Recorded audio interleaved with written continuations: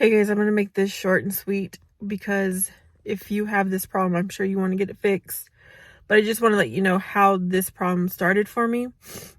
My vehicle I bought brand new, but I've had it for a little over 3 years, so the battery needed replaced. And after the battery was replaced by myself, well, my brother helped me, then the screen was flickering on and off.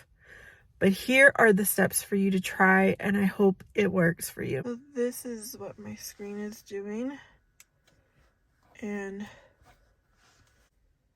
oh my gosh, my kid is out early. Can't believe that. I have a push start and I had to push the button 2 times. It will say ignition on. Make sure you push your brake. With your foot, you're going to push down on the brake and go into reverse.